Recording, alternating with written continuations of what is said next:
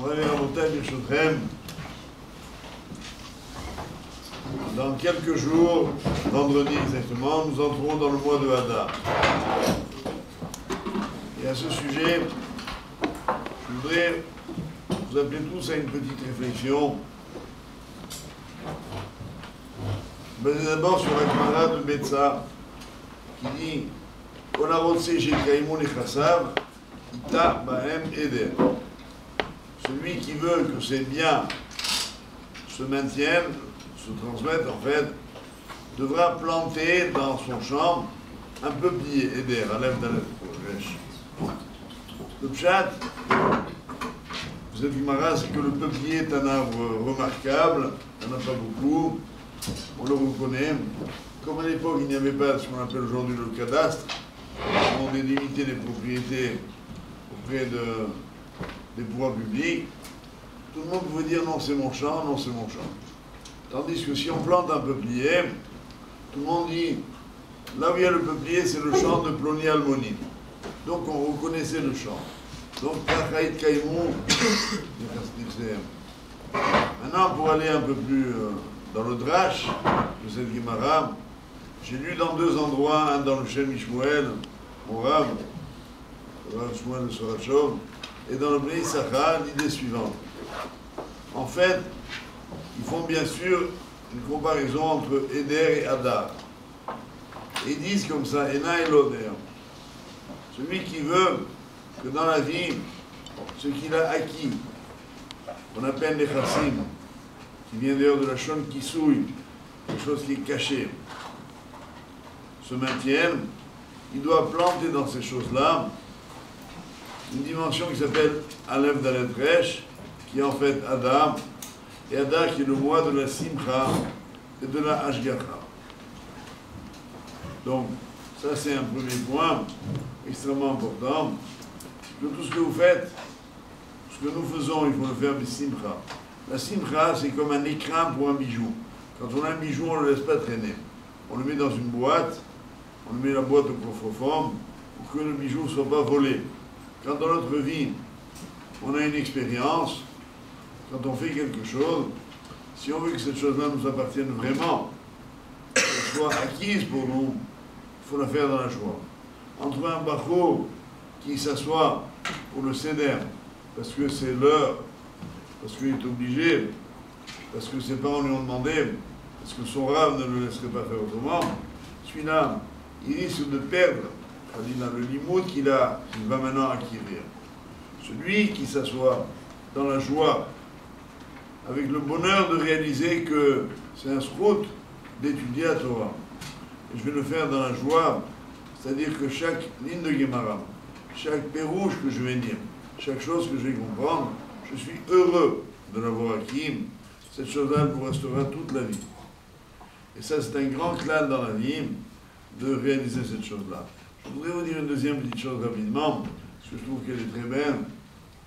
Ce mois de Hadar, il a une autre caractéristique. Il faut aller là un peu plus loin, suivre ce que dit notre grand Rav de la Kabbalah, qui a une influence exceptionnelle. Vous avez tous entendu parler du Harizal. Le Harizal est un chacham, un tzaddik qui a vécu au XVIe siècle à Tzfat, et il a fait une école, une yeshiva on va dire, dans laquelle tout le monde est devenu des Géoné Olam. À cette même période, il y avait le Rabbi Yosef Karo, il y avait Rabbi Chaim Vital, qui était justement l'élève du Harizal, etc. Et ils ont eu une influence sur le Harizal exceptionnelle, alors que le Harizal, même s'il y a discussion sur la date de sa mort, a à peine vécu 40 ans. Il est mort très jeune et avec ça il a eu une hashpa'a, une influence inimaginable. C'était sûrement dû à son Lechem Shamaim dans le Limoud et à sa Tzidkout. Entre autres, il rapporte un texte du Zohar qui dit que chaque mois de l'année correspond à un des traits du visage. Et il dit que le mois de Hadar, c'est le Chotam, c'est-à-dire le nez. Quel rapport? Et le Bnei Issachar explique quelque chose de merveilleux, de tellement profond. Il dit en fait, on remarquera que les personnages du mois de Hadar, Mordechai et Esther, ils ont des noms de parfums. Mordechai, la Gemara dit, c'est Maredaichi, ça veut dire, c'est une allusion au composant du Ketoret, mort de Ror. Et Esther, on l'appelle aussi Hadassah, le Hadas. Alors pourquoi on peut dire les personnages de Hadar et le mois de Hadar, c'est le mois du parfum. C'est le mois en quelque sorte, dont on jouit avec le nez. Et en fait, là, ça nous obligerait, on n'a pas le temps bien sûr, à un peu faire une chaboura, réfléchir sur le sens de la Birkat Hareach. BSM, c'est un problème, Birkat Hareach. Chazal, lorsqu'ils ont voulu, dans le Gemara Brachot, dire qu'il faut bénir sur le Réam, ils amènent un pasouk, ce qu'ils ne font pas pour les autres. Quel pasouk? Kol ha-neshama tehalel-ya, alléluia. Et de là-bas, notamment le pays Sarah apprend que la Birkat Hareach, où est-ce que l'on bénit sur le Réam, après tout? Le Réam, c'est très fin, c'est très dur de dire voilà, je suis né de ça. Est-ce que vraiment on a une nana? Par exemple, je suis persuadé qu'il y a beaucoup d'entre vous qui sont beaucoup plus néhénim, par exemple, d'écouter une belle chanson de Mordechai Ben David. Pourquoi on ne fait pas une bracha? Voilà, on écoute une belle chanson, on est né de ça. On écoute quelque chose qui est agréable. Pourquoi on ne fait pas de bracha? On pourrait donc imaginer qu'aussi sur Louis, il faut faire une bracha. Chazal n'ont pas dit. Mais pour le réach, oui. Pourquoi? Il dit parce que le réach, c'est le seul rouge, le seul sens dont la neshama est néhénite. Quand la neshama, ça veut dire qu'il y a un rapport entre la neshama et le réach.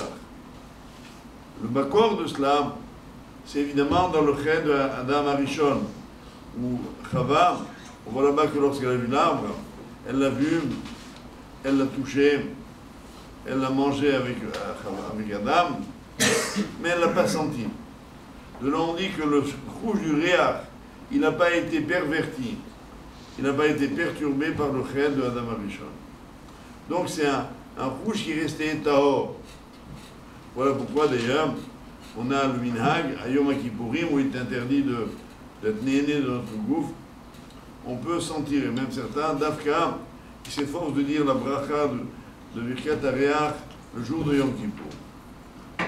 Pour que précisément, on montre bien que dans la vie, il y a un rouge qui est spirituel, totalement spirituel. Alors pourquoi je vous dis ça maintenant? Pas seulement parce que je trouvais que ça valait la peine à l'occasion du mois de Hadar, mais également pour vous dire qu'un Talmid Chacham, il a comparé au prix Etz Hadar, c'est-à-dire un arbre, un fruit qui a du goût et qui a une bonne odeur.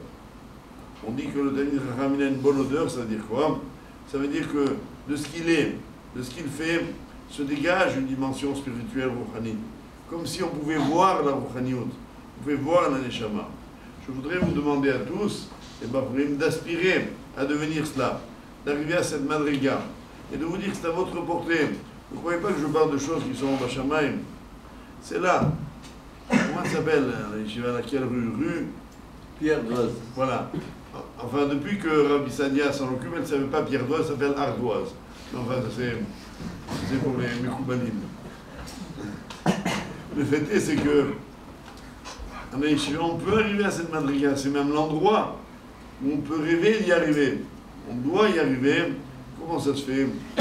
Mishkod al-dam tutay, yom, comme dit Mishlem. Tous les jours, il faut être là, présent. À l'heure, au début du Seder, s'efforcer d'étudier dans la joie. Et vous allez voir, sauf à Kavod Lavo, tout seul, on acquiert une madriga dont on sera soi-même surpris. On se dit quoi? Je suis arrivé là. Bon, oui, on arrive là. Quand tous les jours, on fait un petit peu, on le fait de façon désintéressée, ce qui est sûrement le cas de tous les Talmidim ici, parce que je sais que pour être ce que vous êtes, vous avez dû faire déjà des sacrifices, vous êtes dans le bon derrière, je voulais vous dire surtout, continuez, et vous verrez Génération, le résultat est de boum. Le Maguide de Duvno, il donnait une parabole pour expliquer ce que je viens de dire. Il dit qu'un jour, il y a un roi qui avait une fille à marier, et il a dit, je présenterai ma fille à l'homme du royaume qui réussira à monter au deuxième étage de mon palais le gros rocher qui est dans le jardin. Les hommes les plus forts du royaume sont venus, ils n'ont même pas réussi à bouger le rocher. Puis tout d'un coup, on voit arriver un petit monsieur tout frêle. Tout le monde s'est mis à rire, lui les a laissés rire. Il a sorti de sa poche un marteau, il a donné un coup de marteau sur le rocher, il a cassé un caillou, il a mis le caillou dans la poche et il est monté au deuxième étage du palais, il a posé le caillou. Il est redescendu, il a redonné un deuxième coup sur le rocher, il a repris un petit caillou, l'a mis dans la poche, il est remonté. Il a fait ça toute la journée et le soir, tout le rocher était au deuxième étage. Le roi a dit, voilà un homme sage, j'ai jamais dit qu'il fallait monter le rocher d'un coup. Il a fait en sorte que tout le rocher soit en haut par petits morceaux. La Torah, mon rêve et raboté, c'est comme ça. On y arrive que si tous les jours on fait un petit peu, un seder bien fait, c'est un seder à qui on va l'intégrer grâce à la simcha, et peu à peu on va se construire les uns et les autres. C'est ce que la mitzvah. La yeshiva s'appelle la yeshiva Chachmei Provincia. Ah oui, La Provence, c'est la Lavande, c'est le Montréal. ça.